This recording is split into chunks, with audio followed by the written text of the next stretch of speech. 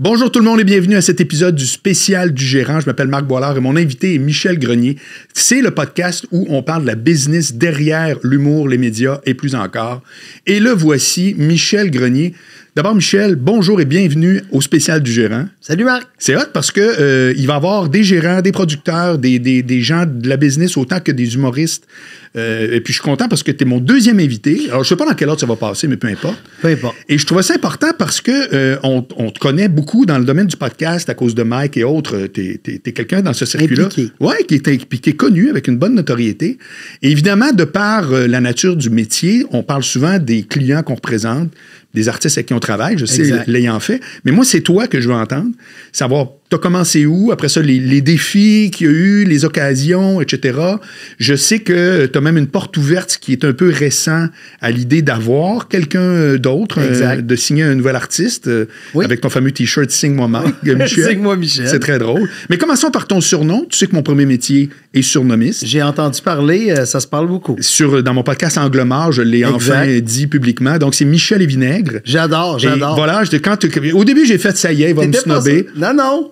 Là, j'étais prêt. C'est très fort. J'étais prêt. Je suis très content. Michel, tu as travaillé pendant des années sur mon surnom. C'était une grande source de frustration. Je sais. Tu t'es réveillé quelques fois la nuit, je pense. Oui, en me disant, là, à un moment donné, ça va arriver. Puis là, voilà. Donc, je suis très fier. Ceci étant dit, commençons tout de suite. Qu'est-ce qui fait que t'es venu à la gérance d'artistes? Et pas vraiment de loin, parce que moi, vois-tu, je suis tombé gérant quand j'ai rencontré Cavana, Juste pour rire, blablabla, mais dans la vraie vie, j'avais 7 ans, puis je faisais des films à Noël, puis j'étais devant la caméra. Ouais. Tu sais, je trouve qu'il y a tout un peu une espèce de fil qui nous amène à être dans ce business-là, des fois devant, des fois derrière. Toi, tu peux dire que ça a commencé où?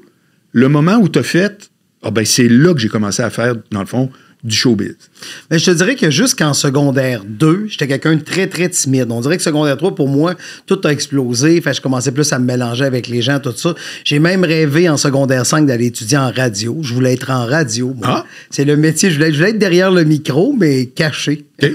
Donc, c'était ça que je voulais faire.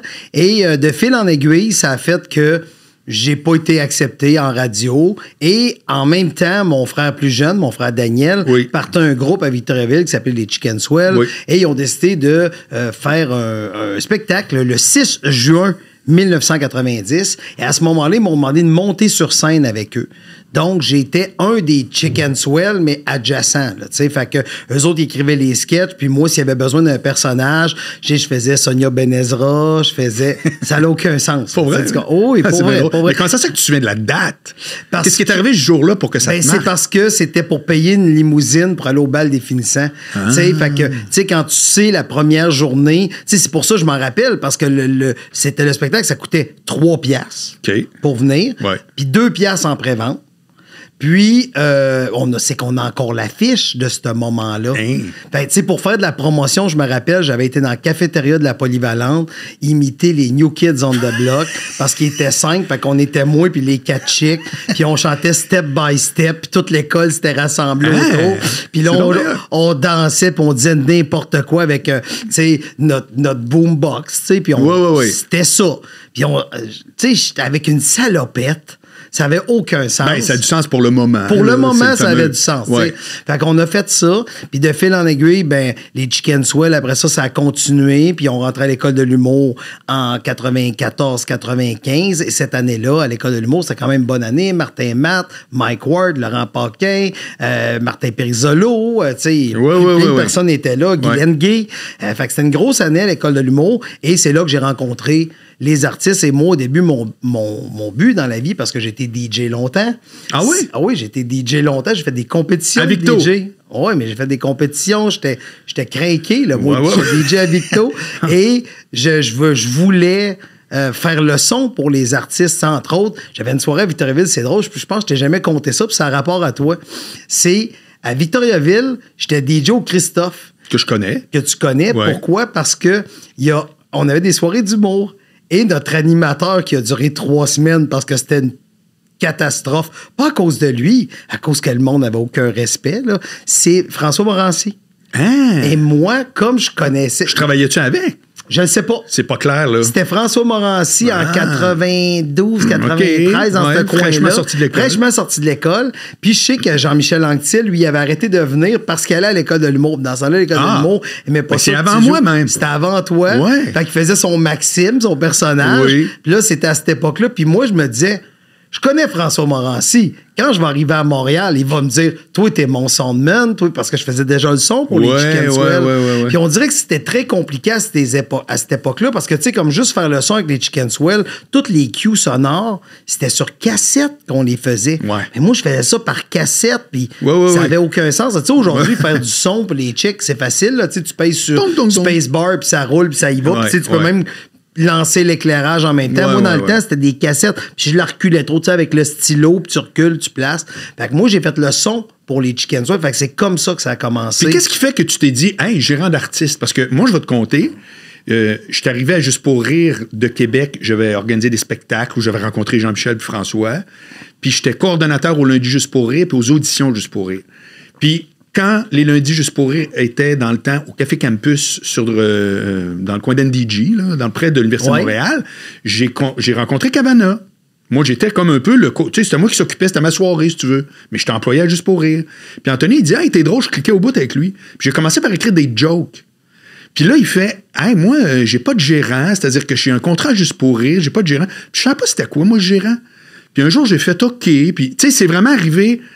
à l'usage. C'est pas genre, moi, je vais être gérant. C'est toi, c'est comment que c'est arrivé? Ben, c'est tout le temps la même affaire. J'ai pas l'impression qu'il y a des gérants qui ont rentré là-dedans en disant, moi, je vais être gérant. Ben, aujourd'hui, je pense que oui. Peut-être aujourd'hui. Ouais. Peut-être qu'aujourd'hui, parce que le métier est plus connu. Mais moi, dans le temps, c'était vraiment avec les Chicken Swell. Je pars de Victo. Je me dis, je fais le son pour les Chicken Swell. Il y avait 120 cues pour un show d'1 heure. T'as pas de Fait qu'il fallait être sa coche. Ouais. Fait que j'avais comme une réputation. Je m'étais dit, c'est moi qui va faire le son pour tous les artistes. Surtout, j'avais rencontré François Morancy 3 fois. Ouais. C'était quand ça même... faisait de toi un millionnaire. J'étais réglé.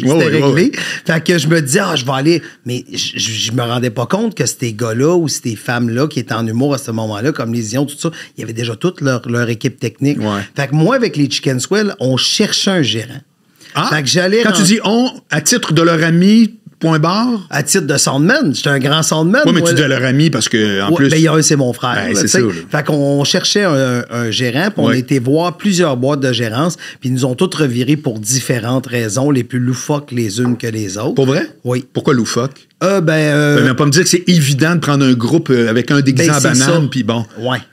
Mais tu sais, il y en a un, mettons, il voulait pas nous prendre parce qu'il se disait c'était un feu de paille. Puis ça a quand même duré 23 ans. Oui, non, mais attends une minute, là. C'est parce que je trouve ça très drôle de dire... tu sais, on appelle ça des conclusions a posteriori. Ouais. C'est facile de dire dans 20 ans plus tard. Mais à ce moment-là... Peux-tu vraiment les juger? Non. C'est juste ça mon point. Mais il y a quelqu'un, je peux juger parce que lui, il a dit Chicken, ça ne marchera jamais parce que c'est un mot en anglais. Tu me niaises. Ça, OK, tu vois, ça, c'est absurde. Ça, je te dirais. Ça, c'est pas de gamme. Mais là, il va te tenir mort pour ça. Oli est là, il va pas aimer ça. Il va pogner. Il est sensible. Ah oui, mais c'est un petit sensible. fait que c'est ça. Fait que finalement, il y avait comme personne pour s'occuper d'eux autres. C'était la même année que Mike était à l'école de l'humour. Fait que je faisais aussi le son pour Mike en même temps par la bande. Puis de fil en aiguille, j'ai commencé à travailler avec les Chicken Swell. Puis après ça, comme je suivais Mike partout, je m'occupais de lui. Mais je m'occupais d'eux en attendant qu'il se trouve un vrai gérant. Tu comprends? Oui. T'avais aucune ambition à ça. Là. Moi, je voulais pas faire ça. Je voulais qu'il y ait un vrai gérant. Ouais. Quelqu'un, un kingpin. Puis là, de fil en aiguille, ils en ont jamais trouvé. Là. Fait que tu vois, ça fait 29 ans que je connais Mike. Combien de portes frappées? 4. 4, OK. 4 ou 5. Mais avec du monde d'envergure, là. Oui, non, c'était des boîtes qu'aujourd'hui existent encore. Oui. Là, OK, wow. C'est des grosses affaires. OK. Là, mais les 4 ont fait... non, je passe mon tour. Puis aussi, un groupe d'humour au Québec, on dit, mais tu sais, Rock et Belles Oreilles, on est là pour on fête le 30 ans, le 40 ans, le 75 ans. Ils ont été comme 5 ans ensemble, tu comprends ce que je veux dire? Ouais. Mais les Chicken Swell ont réellement été 23 ans ensemble. Puis passer juste de 2 à 3 humoristes. Tu sais, le cachet changeait pas d'un bar dans les années 90. Fait que dans les années 90, faire un headline, c'est environ 350, 400. Mais quand t'es 4 chicks, t'es 3 chicks, t'as les décors, t'amènes le soundman qui fait les cues. Là, il a fallu qu'on demande à ma mère d'acheter 3 microcasques parce qu'on n'avait pas de microcasques. Non. Fait les bars ne pouvaient pas nous les fournir. Fait qu'on a acheté nos micro-casques que moi, j'installais dans chacune des places. Fait que j'étais soundman, je faisais les cues, je faisais... le booking, c'est toi qui faisais la pré-prod, qui parlait avec le gars du bar. Ben oui. Je faisais tout. Ouais. Fait que c'est ça qui est c'est de même que j'ai rentré. OK. Puis là, à un moment donné, qui a dit pourquoi tu serais pas le gérant? Tu l'as proposé? Personne. Non. C'est qu'on s'est... tu sais, à un moment donné, à force d'avoir le titre temporaire, à un moment donné, c'est du non-dit, puis on fait, mais ça va être OK. Cool, c'est donc, les premiers clients, Chicken Swell. Chicken Swell. Qui embarque après? Après Mike. Et quelles sont les circonstances?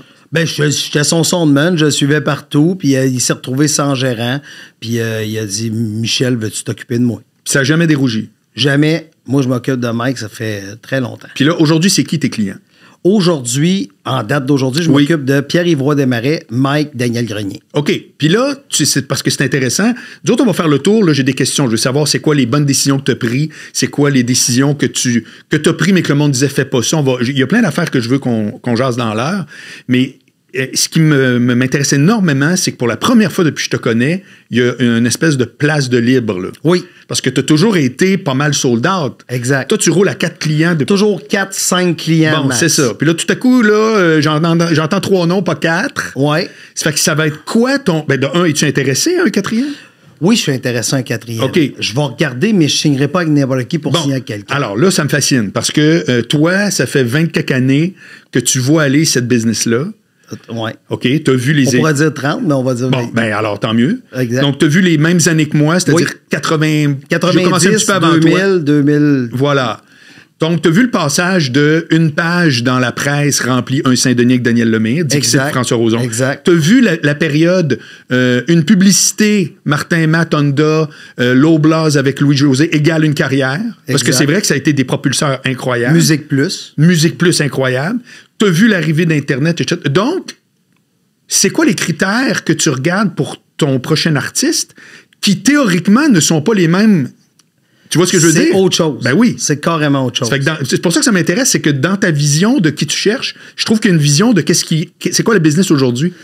Ben moi, je trouve que avec la multiplication des plateformes, aujourd'hui, un artiste n'a pas le choix d'être présent sur la plupart des plateformes. Y a-tu vraiment pas le choix? Il n'y a pas le choix. Il n'y a pas le choix. Pas le choix. T'existes pas sinon. C'est comme dans le temps passé à la télé. T'existes pas. OK. Parce que je vais te donner un exemple. C'est qu'avant, là, il y avait 3 postes de télé. Tu comprends-tu? C'était juste à la télévision. Fait que c'est pour ça que dans les années 90, c'était la télévision et une page dans le journal. C'est parce que c'était le seul moyen. Pourquoi il n'y a plus de show d'humour qui annonce dans les journaux aujourd'hui? Ouais. Très simple. C'est que les gens savent que c'est pas la seule façon de rejoindre la clientèle. Oui. Aujourd'hui, pour rejoindre la clientèle, c'est ça qui est difficile à la fois puis facile d'être un artiste aujourd'hui. Tu sais, dans le temps... dans les années 90, il fallait que tu attendes pour avoir un deal télé ou tourner ta propre émission. Ou aujourd'hui, avec l'explosion, entre autres, des podcasts à petit prix, l'explosion de pouvoir se filmer, aujourd'hui, tout le monde est TVA. Tout le monde est Radio-Canada. Tout le monde est C'est quoi? C'est-à-dire tout le monde peut. Ça ne veut pas dire que tout le monde l'est, là. Mais tout le monde peut. Oui. Tu n'attends plus la permission. Tu n'attends plus la permission. Fait que tu peux exploser de plein de façons. Oui. Fait que une chose qui restera toujours la même pour des artistes en développement, c'est ce qui fait réussir un artiste, c'est le travail. Quand tu es travaillant, tu vas essayer d'aller dans plein de plateformes, tu vas essayer de... Il faut être travaillant. À la base, ça, c'est la seule constante qui n'a pas changé. Ah ouais, c'est intéressant. Si tu es travaillant, ben tu as réussi dans les années 90, tu as réussi dans les années 2000. C'est quelqu'un de travaillant qui réussit. C'est le travail, le travail. OK, le travail aujourd'hui, ça serait faire... C'est quoi, par exemple, pour un nouveau, là? Un nouveau, c'est quoi le travail? Un nouveau, faut que tu trouves un moyen de rejoindre ta clientèle. Parce qu'avant, ta clientèle, c'était pas dur. Elle écoutait, mettons, Télémétropole ou Le Mouton ou 4 saisons. Tu avais comme 3 places pour la rejoindre. Mais aujourd'hui, toi, ta clientèle est où? Il y a des gens aujourd'hui, c'est drôle parce que Marc, on a environ le même âge. Tu te rappelles ça? Tu sais, si je t'avais dit, moi, je me rappelle en 1980, faire un gag, on disait un jour, ils vont vendre de l'eau. Puis on se trouvait drôle. Ouais. Ils en ont vendu de l'eau. Si je t'avais dit en 90, hey, sais-tu quoi? La génération de 20 à 30 ans, dans 30 ans, tu sais, le monde qui naisse aujourd'hui, Marc, entre 90 et 95, 90% n'auront pas la télévision. Ouais, c'est ça. Fait comme, voyons, de quoi tu me parles? Ouais, t'es vraiment gazé, là. Fait que c'est ça aussi. Fait que si les gens n'ont pas la télévision, toi, t'es un jeune humoriste dans la vingtaine, le public à qui tu parles, le public qui vive ta réalité, sont pas à télé. Fait que tu vas les chercher où? C'est où qu'on va aller chercher? Ah, peut-être sur TikTok, ou peut-être sur... peut-être tu vas aller chercher sur Instagram, peut-être tu vas aller chercher sur Facebook, peut-être tu vas aller chercher... Facebook, c'est mort. En quoi ce que tu dis là a rapport avec le prochain artiste que tu aimerais signer? Ben, je veux qu'ils travaillent, mais qu'ils sentent que toutes ces plateformes-là sont importantes pour aller rejoindre tout le public possible. Ça fait que toi, là, mettons, tu verrais... je sais pas moi, un nouveau qui sort de l'école, qui est, je pense, à Martin Matt dans le temps. Quand Exact. Martin Matt est sorti, là, moi, je peux te le dire, c'était comme quand, là, je vais faire une référence lutte, bien entendu, mais quand Macho Man est arrivé. Oui. Quand Macho Man est arrivé, tous les gérants, bien entendu, c'est scripté, là, mais je veux dire, c'était quand même la première fois qu'on voyait ça. Oui. Tous les gérants étaient autour du ring quand il luttait, oui. en disant, je veux te signer. Oui. Puis un jour, il a dit, je vais vous présenter mon gérant, puis c'était Elisabeth, qui oui. dans la vraie vie était sa vraie femme. Oui. Puis là, ça a fait, là, tu comprends. Ben, Martin Matt, il a vécu ça. Il l'a vécu avec François Roson, il l'a vécu avec moi. Et moi, Martin Matt était venu au bureau, à ma demande, puis il nous avait dit bien clairement, il dit, là, j'ai des rencontres pour signer avec qui il allait embarquer. Mais je pense pas qu'il a signé avec François Roson au début. Non, il était avec Flamand. Il était avec Sortie 22. Oui, Sortie 22, donc, avec Huard et Mascotte. Puis c'était lui. Puis finalement, ça n'a pas tenu la route. Puis après, il est allé avec... puis il était venu nous voir. Moi, chez nous, il était revenu en disant, j'ai signé avec Flamand, tout ça. Bref, il y avait comme un magasinage. Admettons, le Martin Matt d'aujourd'hui, il sort de l'école, OK, il y en a un, parce que c'est rare que ça arrive. Toi, même si, mettons, tu le vois au show de l'école, au Club Soda, il performe. T'en entends parler dans les bars, il torche. Mais si monsieur est pas assez actif sur les médias sociaux, tu vas dire non. C'est pas juste les médias sociaux, il faut qu'il soit travaillant. Ouais, mais faut toujours bien qu'il score. Mais c'est un ensemble. Dans la vraie vie. Mais c'est un ensemble, Marc. Je peux pas t'expliquer de la façon... Moi, de la façon que je choisis mes artistes aussi, c'est hors scène. Faut que je m'entende bien avec cette personne-là parce que je vais être obligé de me défoncer pour cet humain-là. Oui. Puis je vais manquer des soupers de famille à cause de cet humain-là. Puis je vais manquer des événements cool. Fait que je suis mieux de t'aimer. Fait que j'aime ça aussi voir comment que les gens le perçoivent dans les loges. Tu sais, je travaillerai pas avec du monde. Il y a du monde vraiment talentueux que je pourrais te nommer hors micro qui m'ont déjà arrivé puis me voir. Puis je te contais ce qu'ils font hors scène. Il y a des raisons pourquoi je ne travaille pas avec ces gens-là. Tu sais, je suis rendu à une étape dans ma carrière où est-ce que si je prends quelqu'un, ça va être quelqu'un avec qui je m'entends bien, ça va être quelqu'un que je vois un potentiel, que je sens qui est différent, aussi que je peux rendre heureux en faisant accroître sa carrière. Mais si je sens que j'ai pas cette force-là ou ce pouvoir-là, je le prendrai pas. Tu sais, comme exemple, je reviens vite à ça. Non, prends ton temps. Tu sais, moi, là, je me suis déjà fait appeler par des chanteurs pour gérer leur carrière. Mm-hmm. Mais je sais comment gérer un artiste. Je sais comment gérer les inquiétudes d'un artiste. Je sais comment qui appeler un peu, qui faire ça. Mais la musique, je suis un gérant bon à 92% pour un musicien. Oui. Mais en humour, je suis un gérant bon à 100%. Je comprends. C'est qu'il y a un bout que tu le sais qui te manquerait. Il y a un bout qui me manquerait. Fait que vu qu'il me manque un bout, j'aime mieux pas le faire. Ah, OK. Fait que t'es fermé aux autres trucs. C'est vraiment humour. C'est humour. OK. Je veux offrir le meilleur service possible à un artiste. Bon, maintenant qu'on est là-dessus, puis tu vois, comme j'étais avec Dominique Paquette récemment, puis je peux pas lui demander parce que lui, la job de gérant, il l'a pas fait. Il est en relation. Là. Moi, je vais te poser une question à l'inverse. Parce que j'ai toujours trouvé qu'il y a des artistes qui sont totalement dans le champ sur c'est quoi le critère pour signer avec un gérant. Ils sont tous dans le champ parce que... tous, je sais pas. Mais il y en a beaucoup. OK. Je vais te dire pourquoi. Parce qu'ils vont soit signer avec...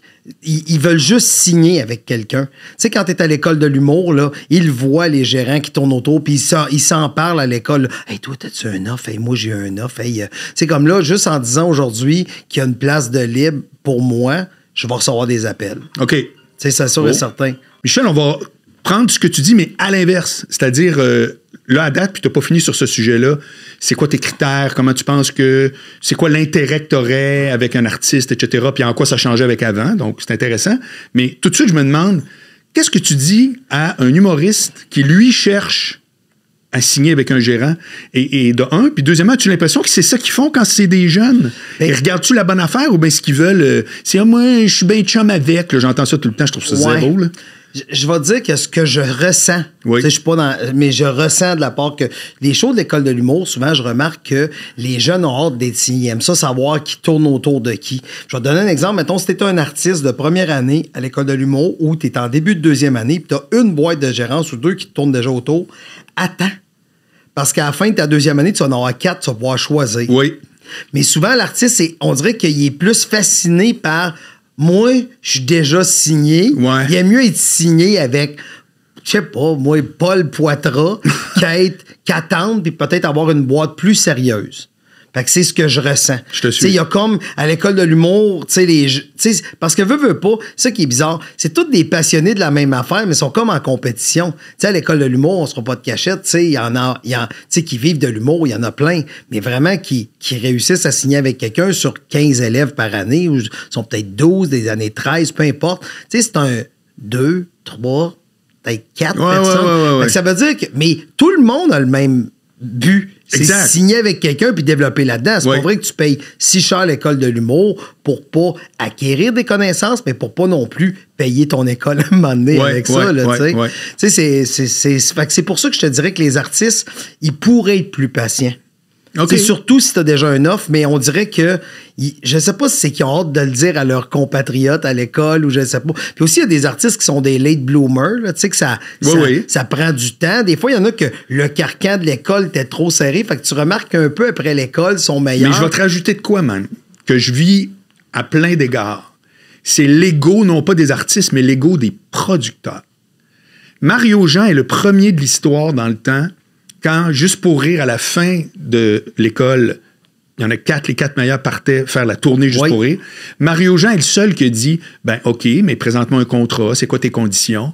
Puis là, mon gars, c'était à juste pour rire, ça avait été, mais pour qui se prend-il, etc. Il est toujours bien devenu Mario Jean, c'est qu'il n'était pas dans le champ tant que ça. Puis j'entends plein. C'est que moi, je pense qu'un des problèmes aussi, c'est que pour un artiste plus jeune, c'est comme si c'était impossible de refuser l'approche d'un gérant. Oui, tu comprends? Parce que sinon, ils vont dire pour qui il se prend à l'affaire? Il se prend pas pour rien. Puis probablement, comme tu dis, que c'est juste une petite touche de sagesse de plus de faire. Attends une minute, là, je suis en train de. Moi, je roule mon show, il n'y a rien de fait, là. Ça fait que pourquoi je pluguerais tout de suite? Parce que les gérants font pas de miracle. Moi, ça me fait rire. Il y en a qui pensent que les producteurs, c'est des comptes de banque d'abord et avant tout. C'est faux. C'est des experts à monter des shows. Exact. OK? Puis un gérant, c'est pas il me trouve des contrats. C'est crème. Si je trouvais des contrats, comprends-tu? Je m'en trouverais moi-même des contrats, toi aussi. Bon, ça fait que il y a tout ce côté-là, je trouve, qui est important de dire. Le critère pour moi, c'est il faut que tu sois quelqu'un qui, tu l'as dit, se débine pour toi. 2, a aussi une maturité, c'est-à-dire qu'il y a un bon jugement. C'est dans la tête là aussi que cette expertise-là a lieu. Puis 3, qui va avoir un focus, mais des ressources.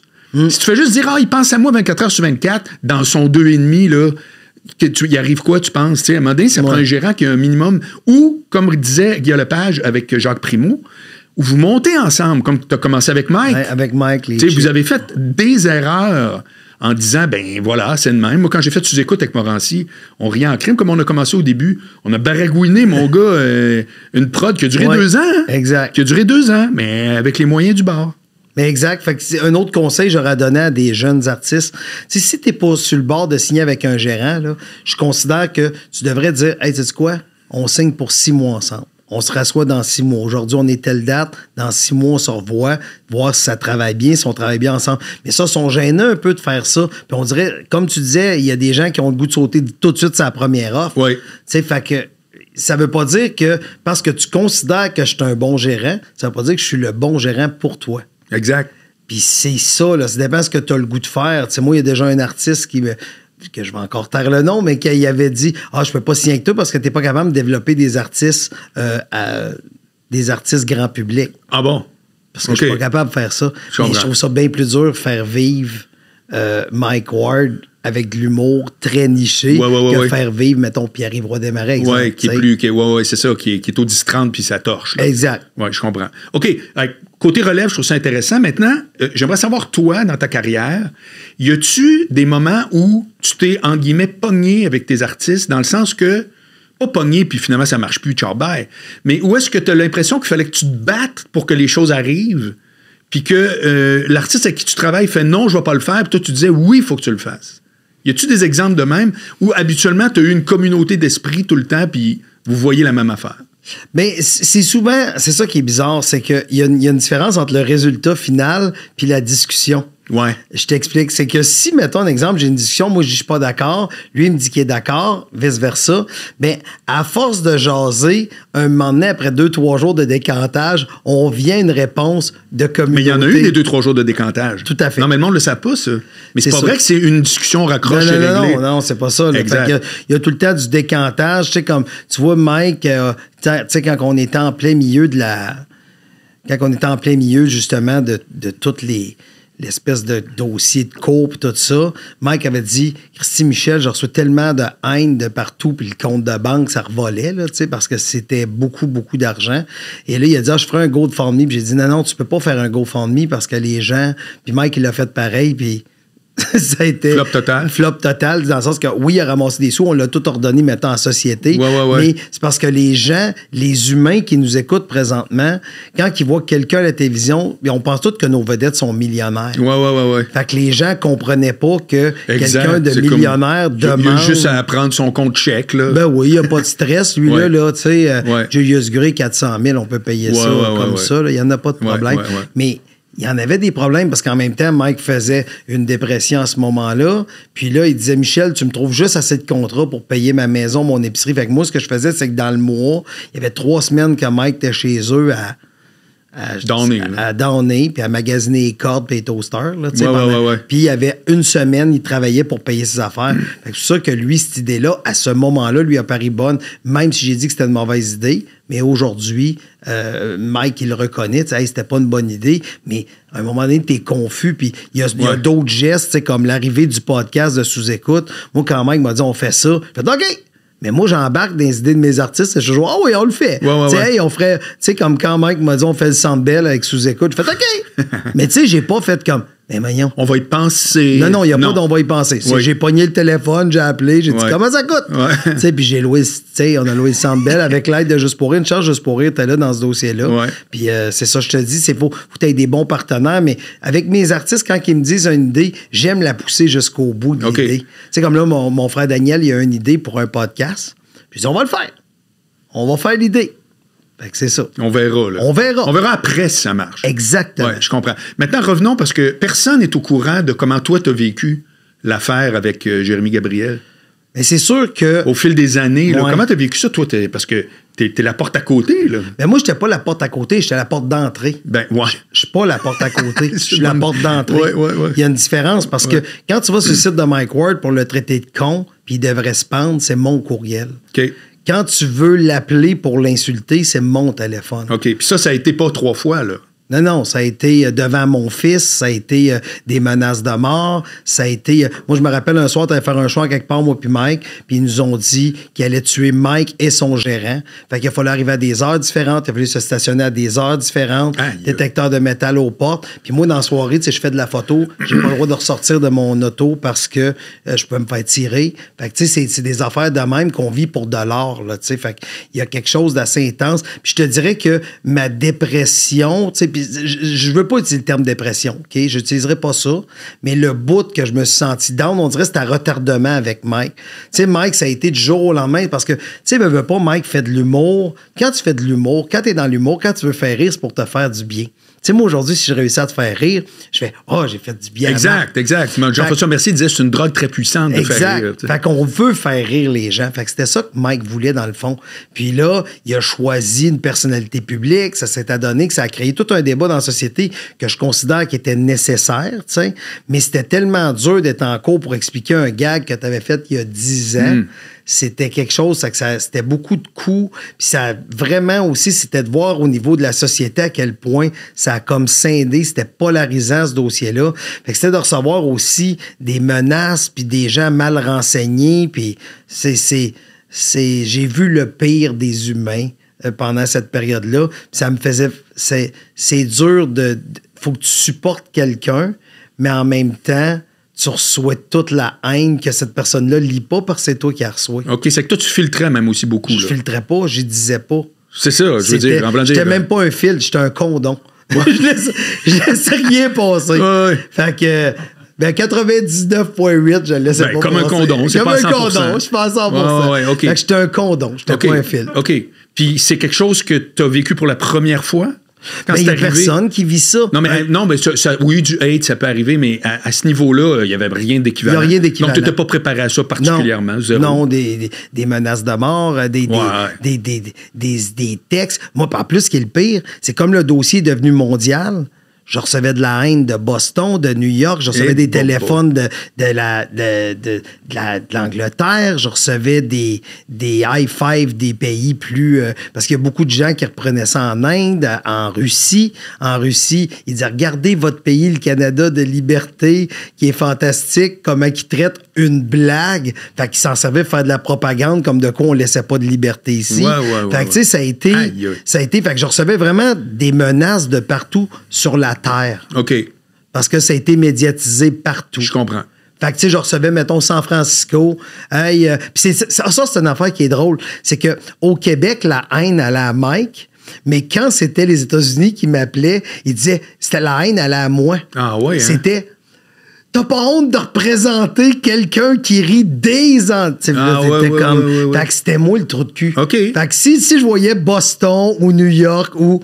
C'était pour moi. Aïe, aïe. Si je voyais Granby, Saint-Georges-de-Beauce puis Chicoutimi, c'était pour Mike. OK. Alors, pendant tout ce débat-là, il y avait beaucoup la question de si, admettons, la Cour suprême tranchait en faveur de Jérémy Gabriel, ça allait être dangereux à la rigueur pour la censure en humour. Tu te souviens? Oui. Puis c'est vrai, là, tu sais, je veux dire, il y avait un fond de ça. D'ailleurs, ça faisait partie du... Bon. Mais est-ce que toi, tu as l'impression qu'effectivement... il y avait vraiment un danger ou bien c'était un truc juridique dans les airs un peu pointu ou aujourd'hui, là, ça pourrait être totalement différent sur le terrain si ça n'avait pas passé comme ça? Mais moi, je pense... Ton avis à toi de gars qui connaissent le terrain? C'est sûr que c'est différent parce que même si on... C'est sérieux, je vais te dire, même si on a gagné, ça a changé. Ah oui? Il y a déjà des gens qui... Tu sais, les jeunes humoristes, ils vont plus se censurer qu'on le faisait à une certaine époque. OK. Fait que oui, ça a déjà changé à cause de ce dossier-là. Okay. Fait que même si ça a amené une sensibilité particulière. Même si c'est une victoire sur papier, il y a une victoire morale ailleurs. OK. Maintenant, restons dans ta vision de l'industrie. Qu'est-ce que tu trouves qui a changé? Qu'est-ce qui a changé entre quand tu as commencé, les grosses années? Moi, je trouve que j'étais dans les grosses années. Oui. Vraiment, écoute, à l'époque, je prends toujours les années 90, c'était les grosses années. Michael Rancourt. Oui. Qui, moi, je me souviens, j'étais en train d'écouter Ben Ezra, l'émission. Il y avait tout le temps ce qu'on appelait un topo, là, qui était en direct d'une loge du show qui sortait ce soir-là. Puis, je sais pas qui fait le topo. Elle est en studio, là, Sonia. Puis c'est comme, je suis dans la loge avec Michael Rancourt. Moi, je le connais, toi, tu le connais, on est là-dedans. Mais personne ne sait c'est qui. Personne. Puis je suis là, il sort son show au Saint-Denis. Parce que Pierre Gravel, son gérant, me disait, moi, il dit, lui, il est à Grande-Bay, il appelait ça la grosse église sur Saint-Denis. Là. Il dit, je peux louer. Lui, il s'en fout si ça vend ou pas. C'est que le signal des médias, après ça, il faisait du congrès puis du corpo. Il signait juste du monde pour faire du congrès et du corpo. C'était drôle. Ça, c'est une époque là, où, à quelque part, il y avait de la demande, tu vendais du ticket, peu importe t'étais qui. Là, aujourd'hui, qu'est-ce que tu vois qui change? Puis je vais même être encore plus précis au niveau des galas. Au niveau des galas, au niveau les oliviers, etc., où tu vois que, wow, il y a une transformation, puis tu prétends des fois même que tu n'es pas certain si c'est la pérennité de tout ça, etc., c'est que c'est intéressant. C'est quoi ta vision de ça? Ben quand l'humour a commencé, c'est que, mettons, il y avait, au Québec, il n'y avait pas de Netflix, il n'y avait pas de Facebook, il n'y avait pas de TikTok pour passer ses soirées, parce qu'aujourd'hui, quelqu'un qui est sur TikTok se sent autant diverti peut-être que quelqu'un qui va voir un spectacle d'humour. Sûrement. Peut-être.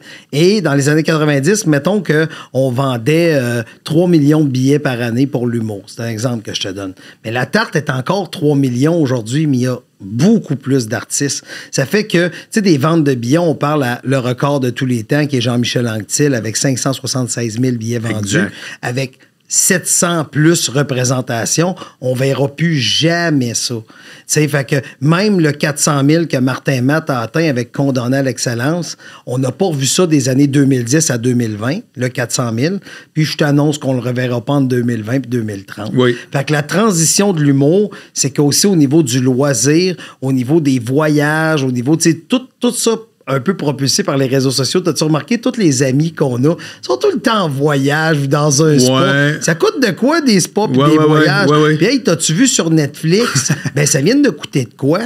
Puis moi, Netflix, je peux avoir Dave Chappelle dans mon salon. Pourquoi j'irais boire Daniel Grenier à Matane? Tu comprends? Non, mais c'est pas pour être méchant avec Daniel. Non. J'ai pris Daniel parce que je voulais prendre un de mes artistes pour pas choquer personne.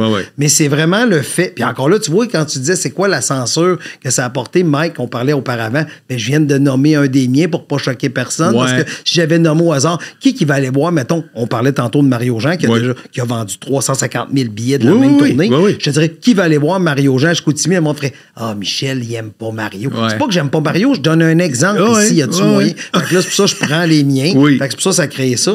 Fait que ce qui s'est passé depuis 2010, parce que Facebook, l'iPhone 3 qui est arrivé en 2007, puis qu'on a commencé à avoir des ordinateurs dans nos mains, puis l'arrivée YouTube, tout ça, ça a vraiment fait en sorte qu'aujourd'hui, les gens peuvent se divertir sur YouTube, sur Instagram, sur TikTok, sur Crave, sur Facebook, Disney Channel, Facebook.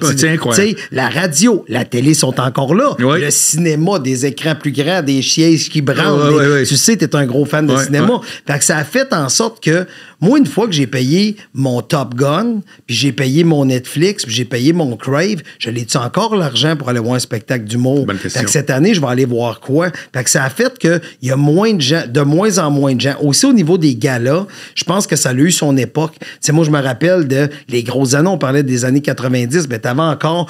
C'était comme les premiers balbutiements des humoristes. L'école de l'humour a commencé en 1988. À ce moment-là, les artistes étaient payés pour aller à l'école de l'humour au début. Fait que on parle de... Puis c'était 6 mois de cours, c'était pas 2 ans comme ça aujourd'hui. Fait qu'il y a tout ça bout à bout qui fait qu'on arrive à aujourd'hui, puis on se retrouve dans un monde où est-ce que les galas juste pour rire, cette année, il n'y en a pas. C'est la première année qu'il n'y aura pas de gala juste pour rire. Ils ont fait 40 ans. Ça, ils l'ont dit, là? Ça, ils l'ont dit. OK. Je pense. Je sais pas. En tout cas... Sors ton podcast au mois d'août. Mais tout ça pour dire qu'il n'y aura pas de gala juste pour rire. Puis, tu sais, les galas comédia, il y a encore 4 ans, 5 ans, peut-être 6 ans. Mais ça me dit pas pourquoi. Je comprends quand même pas. Ils veulent plus faire de gala, les artistes. OK, là, mais je sais le pourquoi. Parce que ce que tu viens de me dire, moi, j'achète ça. La multiplication des offres. Mais pourquoi cette offre-là... J'arrive à mon point. OK. Tantôt, je t'ai parlé que les jeunes de 20 à 30 ans ont coupé la télé. Ils ont 20 à 35 ou peu importe, ils n'ont plus la télé. Mais les gens qui écoutent la télé aujourd'hui, c'est prouvé que si tu mets ça à le moins de... à son plus dénominateur commun, c'est des gens fin cinquantaine sur la Rive-Sud qui écoutent la télé. Fait qu'eux autres, quand ils rouvrent la télé, il est où mon Mario Jean? Il est où mon Jean-Michel Anctil? Il est où mon... les humoristes qui ont été très, très forts à une certaine époque. Il est où les Dion? Ils se reconnaissent pas dans la nouvelle. Puis ceux qui aimeraient vraiment les galas actuellement... ils n'ont pas la télé. Fait que ça fait que les codes d'écoute ont baissé. Les codes d'écoute ont baissé. Puis aujourd'hui, on ne se fera pas de cachette. Le Québec, toute notre culture, qui est très importante en passant, ça nous permet d'exporter notre langue, ça nous permet, tu sais, quand on passe aux cow-boys fringants qui vont, tu sais, c'est grâce peut-être à certaines subventions qu'on a eues à un certain moment, mais aujourd'hui, ils remplissent des stades puis ils n'ont plus besoin peut-être des subventions, mais on a besoin des 3 accords en Europe, on a besoin de s'exporter avec notre culture, mais toute notre culture est subventionnée à mort, mais subventionnée avec quoi? Oui, une partie de l'argent des contribuables, mais aussi une partie des publicités qu'on est capable de vendre pendant justement ces beaux galas-là, pendant ces événements-là. Et si on prend le gala Les Oliviers, par exemple, c'est un exemple que je te donne, ça a toujours été 1,5 million, 1,7 million, 1 million. Ça a tout le temps été ça. Mais dans les 2-3 dernières années, oui, je comprends, il y a eu pandémie et tout, mais on parle d'un 600 000, 650, tu sais, fait qu'on parle de la moitié de ce qu'il y avait il y a 5-6 ans. Mais c'est un problème aussi avec les Oscars, avec, tu vois que les galas en général... Je vise pas juste les Oliviers, c'est juste parce qu'ici, on parle du monde. Absolument. C'est pour ça que je vais dans le domaine que je connais, mais effectivement, tous les galas sont à la baisse. Il faut justifier pourquoi il y a une baisse comme ça. Puis moi, je sens que une des raisons, c'est le public vieillissant devant la télé. Quand ils ouvrent, s'ils ne connaissent pas personne, c'est ça qui est drôle des humains. C'est qu'on met la télé, si on ne connaît pas, on change de poste. Puis si on connaît, on dit pourquoi il est toujours les mêmes. C'est toujours les mêmes. Mais ça, je l'ai entendu toute ma vie. Ça, c'est magique. Oui, c'est magique. Pourquoi c'est tout le temps les mêmes? Va te le dire. Pourquoi c'est tout le temps lui? C'est parce que tu changes de poste quand c'est pas lui. C'est ça. C'est pour ça que c'est tout le temps les mêmes. Ma mère, c'est exactement ça. Maman, c'est comme c'est tout le temps les mêmes. Puis quand elle me dit qu'elle écoute Julie Snyder, Elle dit, moi, j'écoute au début, je regarde c'est qui les invités, puis ça me branche pas. C'est rare que c'est, ce qui me branche, c'est les 3 que j'ai jamais entendu parler de ma vie, là. C'est plutôt rare. Exactement. Fait qu'il y a comme une espèce de, sans dire hypocrisie, tu sais, mais mais c'est juste que les gens fonctionnent c'est pas leur métier. Nous autres, on décortique ça, mais dans la vie, là, c'est comme moi, la cuisine, j'aime ça, j'aime pas ça, là. Exact. C'est tout. Puis il y en a qui vont voir autre chose. Exact. Mais c'est pour ça que comme la population est vieillissante, puis ils voient pas les gens que, selon eux, sont drôles, ils donnent peut-être pas la chance de découvrir. T'as-tu remarqué qu'on arrête de découvrir à un moment donné dans notre vie? Oui. Tu sais, quand on avait, mettons, comme jusqu'à 25 ans, « Hey, t'as-tu entendu parler de telle bande? Hey, t'as-tu entendu parler de... » Tu sais, on découvrait. Mais aujourd'hui, t'écoutes encore ton hostie de Kiss. mais sais-tu quoi? J'allais te parler de ça. Sais-tu à quel âge on devient fan pour la vie? Qu'on devient fan pour la vie? Oui, c'est à quel âge... Tu as juste à me dire quel âge qu'on s'est rencontrés, Marc? Oui, j'aime ça, bravo. Mais on devient fan pour la vie autour de 10 ans. 10 ans. Calvas, quand j'ai su ça, je me suis rappelé mon premier album de Kiss que j'ai acheté, que mon père m'avait payé. J'étais au primaire, j'avais 10 ans. Puis ça me fait rire parce que quand t'es jeune puis t'écoutes du Kiss, parce que Kiss, à ce moment-là, était jeune aussi, tu te dis, c'est sûr qu'un bonhomme de 60, ça écoute pas du Kiss. Non, il n'y a aucune raison que t'arrêtes d'aimer ce que t'aimais.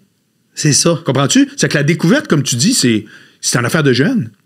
Quand est-ce que tu découvres? La preuve, c'est que tous les artistes, en tout cas, c'est rare. C'est-tu le seul qui a réussi à se renouveler?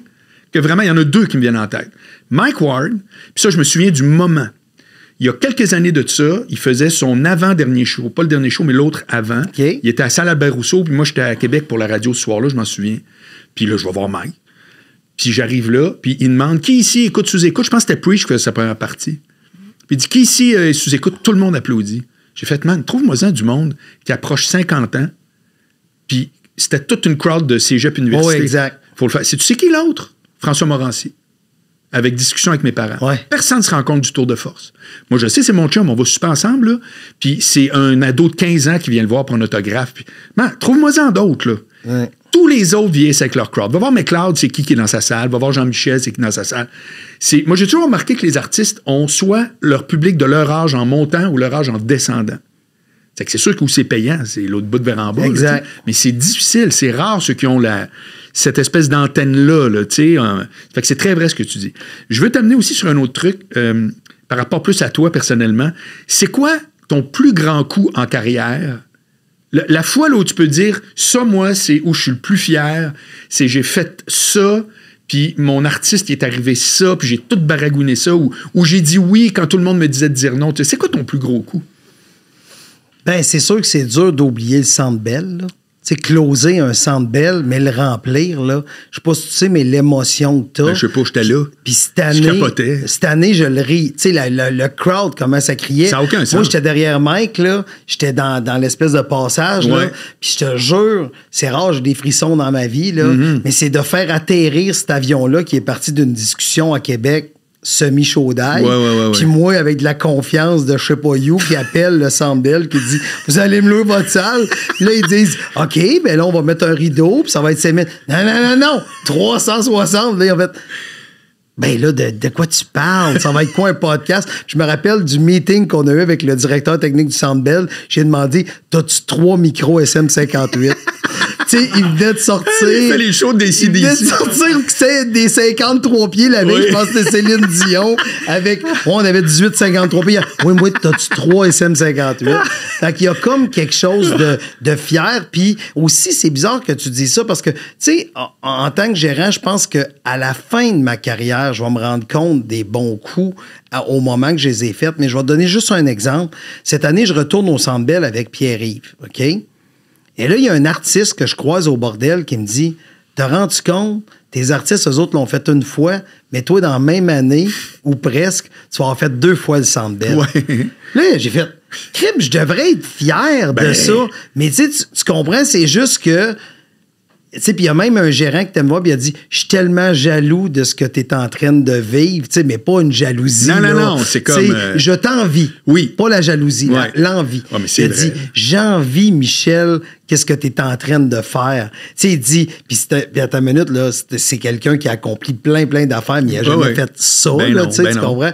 Puis là, il a dit « Je t'envie tellement. » Mais là, quand l'artiste m'a dit ça, tu te rends compte, je te dis même pas, mais Pierre-Yves, comment j'ai closé le Centre Bell, ça, je suis fier en esti. Ça, je suis assez fier. Je suis fier de mes affaires. Non, mais t'as un peu, dis compte-le. Ben, tu m'as jamais compté ça. Ouais, mais c'était long dans le processus, parce que quand tu parles avec Kevin Co, c'est super long. Moi, j'avais une belle expérience avec Juste pour rire. Fait que je me suis arrangé pour que Juste pour rire soit impliqué dans le Centre Bell. Okay. C'est moi qui a comme... Donc, c'est l'été prochain? Oui. Dans le cadre de Juste pour rire? Oui.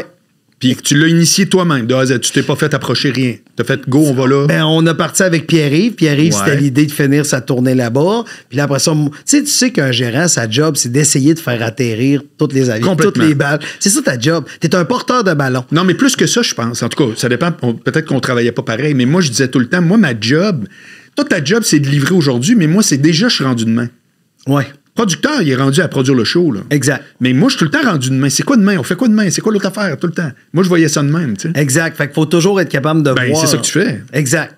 Fait que non, je te dirais, je suis fier qu'avec les Chicken Swell, quand tu y penses dans l'histoire de l'humour québécois, des groupes de 3 et plus, c'est le groupe qui a duré le plus longtemps au Québec. Vraiment. Tu sais, 23 ans. À la TV, à Radio-Can, tout ça Ils ont marchait, animé 4 ans de fil, le Gala des Oliviers. 4 grosses années, en fait. On verra plus jamais ça. Je pense pas. 4 ans consécutifs. Ouais.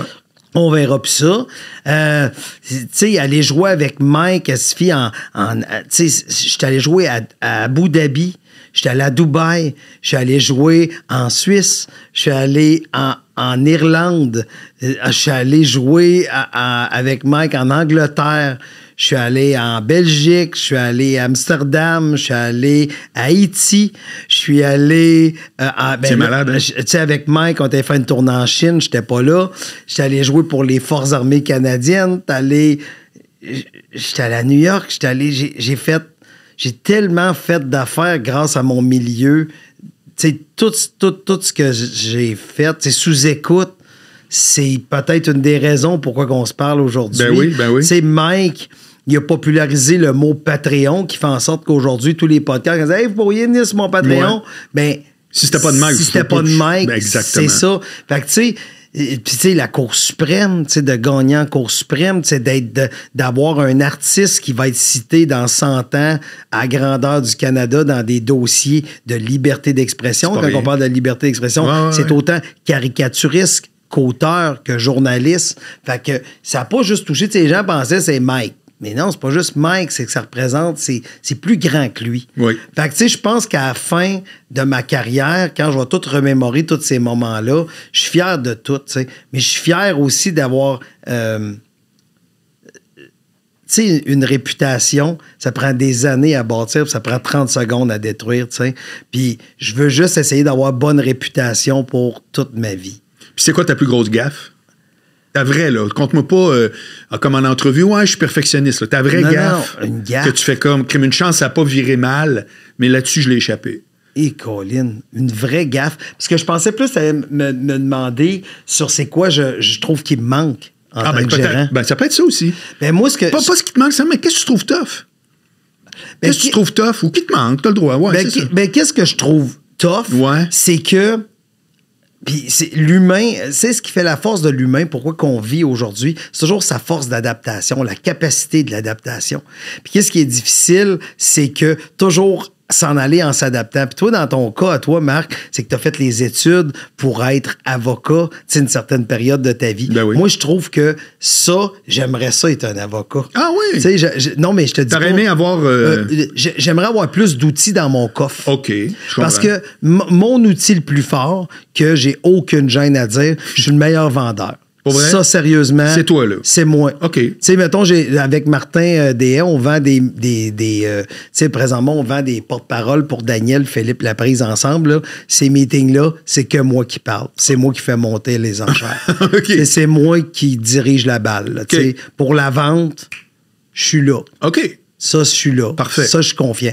Mais où est-ce que je trouve qu'il me manque des outils? Ça peut être aussi banal que, tu sais, ça va tellement vite aujourd'hui, tu sais, que j'aimerais ça savoir le plus d'affaires possible.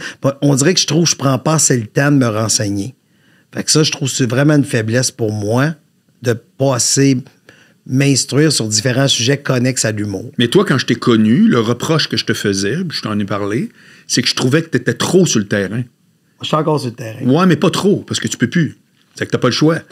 Je suis encore sur le terrain. OK, ben peut-être pas trop aujourd'hui, parce que, tu sais, puis encore, je dis ça, puis regarde, tu sais, je pense pas que t'as aucun client qui est pâti de ta façon de travailler. Exact. Mais c'était plus ça, moi, que je voyais, c'est-à-dire, je pense que le DJ puis le soundman est resté longtemps prioritaire. Puis quand tout à coup, je t'ai vu prendre une certaine distance et tout, là, moi, je te fais part de mes observations. T'as vraiment pris une coche. J'ai vu aussi que ta réputation, t'avais monté d'une coche, mais t'étais moins le gars qui accompagnait. Voilà, c'est ça le mot. Exact. C'est ça le mot. Puis souvent, les artistes apprécient ça, mais la plus-value réelle est ordinaire. Quand on disait c'est quoi les bons critères, là, ça fait que t'avais une espèce de sensibilité là-dessus, je pense. T'as toujours eu de la misère à dire non, vas-y les vraies affaires. Exact. C'est que ça t'a tout le temps habité. Comme aujourd'hui, j'aurais dû dire non. Oui, c'est vrai, exact. C'est juste Oli qui tripe. C'est juste Oli qui capote. Oui, exact. Non, mais je me trompe-tu quand je dis ça, c'est une bonne analyse de comment ta progression c'est une très bonne analyse. C'est une très bonne analyse. Je t'ai vu aller vers là. Mais la raison pourquoi j'aime être sur le terrain, c'est que j'aime voir la progression de tout le monde. Tu sais, comme lundi passé, j'étais allé au bordel, un open mic. J'ai regardé tout le monde. J'aime voir qui s'en vient. J'aime ça, savoir qu'est-ce qui se passe. Quand tu me parles d'un artiste, tu vois, je rentre Ali, je sais c'est qui, je l'ai vu sur scène. Tu sais, je vois les gens. Tu sais, puis c'est important pour moi d'être au courant un peu de tout. Puis quand je suis mes artistes, tu sais, j'essaye. Puis plus souvent, je suis à des places, on dirait que j'apprends des affaires. J'ai l'impression que je sais plus d'affaires. Fait que, tu sais, moi, je vais chercher mes connaissances d'une autre façon. OK. On a parlé du Centre Bell. On a parlé que tu étais ouvert à signer quelqu'un d'autre. Oui. Là, je veux parler inévitablement on a parlé un peu de la cause aussi. C'est super. Là, je vais entendre parler de sous-écoute. Le monde pense que sous-écoute, là, Mike, il a dit, ce sera le fun de mettre des caméras millionnaires. Mais dans la vraie vie, là, ça a pris quoi, 5 ans? 4 ans? Plus que ça. Plus que ça. Peux-tu me parler de la courbe? Ben, ça fait longtemps. C'est Mike en 2011. Qui a dit « Hey, je veux faire une espèce de sous-écoute. » Puis au début, Mike a acheté des petits ordinateurs, puis on allait les porter aux invités, puis ils se pluguaient sur Internet. C'était le premier Zoom. C'était tout c'était en Zoom. C'était moi, Massicotte? C'est tout. Peut-être à Jean-Michel Dufault. Non, c'était pas les trois. Il n'a pas fallu, moi fallu, puis c'était peut-être juste toi fallu. Ouais, oui. Juste toi fallu. Me semble, ouais. Juste toi fallu. Puis là, ben, c'était ça. C'était sur... Colin, c'est quoi dans l'application? C'est sur Skype. Parce que si tu prenais Skype plus, tu sais, tu pouvais parler à 4 écrans ou il ne me rappelle plus quelque chose de même. Ouais. Là, ça, c'était la première phase. Je me souviens même quand il m'avait appelé. Il avait dit, hey, il dit, ça tenterait-tu? Je me souviens plus s'il avait dit podcast. Peut-être, tu sais, c'est comme genre, sérieux, le mot est même pas dans le dictionnaire. Là. Ouais. Puis il dit, j'aimerais ça que tu sois là parce que toi, t'as toujours une théorie sur tout. Ah, c'est drôle. Je me souviens qu'il m'avait dit ça. Drôle. Je trouvais ça très drôle. Fait que, on a fait là, puis après ça, c'est mort. Après ça, il y a eu une deuxième période que c'était un été pendant que je pourrais, puis là, moi puis Mike, ensemble, on a acheté 4 GoPro, puis j'avais pas tenté. Je me souviens aussi de ça, dans le Vieux-Montréal, il y avait loué. Dans le Vieux-Montréal, on a loué un loft, puis on avait 4 GoPro. Ouais. Montés sur des tables. Puis là, à ce moment-là, c'était Louis Delisle qui réalisait. Ouais. Mais tu sais, ça nous coûtait 300 pour nous donner rien. Qu'est-ce que tu veux dire par rien? Ben, il n'y a aucun revenu. Aucun revenu, ouais, non, aucun revenu. Fait que là, puis il y a même des podcasts qu'on a enregistrés que les caméras ont lâché en plein milieu. Puis tu sais, c'était n'importe quoi. Puis là, après ça, quand Mike, ils ont fait l'achat du bordel en 2015, Mike a dit « OK, on repart sous écoute, mais là, ce coup-là, on va se servir des gens qui rentrent pour payer notre réalisateur. » Tu comprends-tu? C'était ça l'idée derrière. Okay. Fait que là, quand il était d'acheter des caméras, là, je dis à Mike, je vais acheter des caméras. Fait que moi, Mike, on a investi, on a acheté une machine à... On a tout acheté ce qu'il fallait, là, la barre, puis tout ce qu'il fallait. C'était cher, ça? Ça, c'était assez cher. Ben, c'est quoi cher? Ben, 15 000. Ah, ouais. On a mis 15 000 avant le premier podcast. Pour vrai? Oui. OK, c'est de l'argent. C'est de l'argent, là. Ben, oui. On ne savait pas si ça allait marcher. Puis là, 2015, on a fait 0. Puis 2016, on a fait 0. Puis là, 2017... hebdomadaire? On faisait rien. Non, mais toutes les semaines, tu roulais pareil. Semaines, on roulait. Fait que t'avais que des frais. Que des frais. Non, parce que tu payais Yann. Yann, puis l'alcool pour les invités. OK. Puis on réussissait peut-être à se mettre un peu d'argent, mais tu sais, on était très généreux. Côté, puis tu sais, on voulait repayer ces fameuses caméras-là. Ouais. Là, je te dirais que quand on s'est mis sur Patreon 2017-2018, fait que finalement, ça a pris quasiment 8 ans, 7 ans avant que ça paye. Mais là, après ça, les gens ont embarqué derrière Mike, ont embarqué derrière nous, puis sous-écoute est devenu énorme, là, tu sais. Fait que je te dirais, puis tu sais, c'est bien beau le gérant derrière l'artiste, mais faut que l'artiste aussi soit créatif. Tu sais, quand je te disais tantôt, travaillant, créatif, Mike a toujours été travaillant et créatif. Puis il est en amour avec l'humour, tu sais. C'est pour ça que ça a fait tant de peine, le dossier, parce que lui, il se disait... Moi, je veux juste faire ça pour faire rire les gens. Puis il y a des gens qui sont pas contents. Ouais. Ça n'a jamais été fait dans un but de nuire. Non, c'est clair. C'était fait dans un but de faire rire. Ouais. Parce qu'un humoriste sur scène ne dit pas ce qu'il pense. Il dit ce qu'il pense va faire rire. Ouais. Il y a une grosse différence. Ouais, je te suis.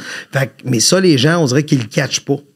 T'sais, fait que ça a tout changé dans l'humour à cause que dans les années 90, il y avait encore beaucoup de personnages qui étaient là. Tu sais, Tigui Baudouin, puis les personnages, puis Jean-Michel, il y avait des personnages, puis tout ça. Mais quand les humoristes sont devenus des humoristes, mais là, les gens commençaient à penser que ce que l'artiste disait sur scène, c'est ce qu'il pense dans la vraie vie. Ben, penses-tu que je l'ai pas vécu?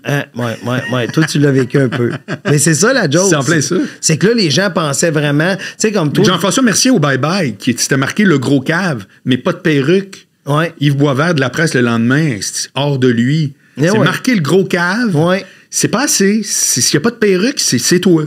Ben exact. C'est ça. Puis c'est ça qui est poche, c'est qu'on s'attend justement qu'un journaliste comprendrait que il y a quelque chose que je trouve bizarre parce que l'humour, on dirait que c'est la seule forme d'art que tu dis il pense vraiment.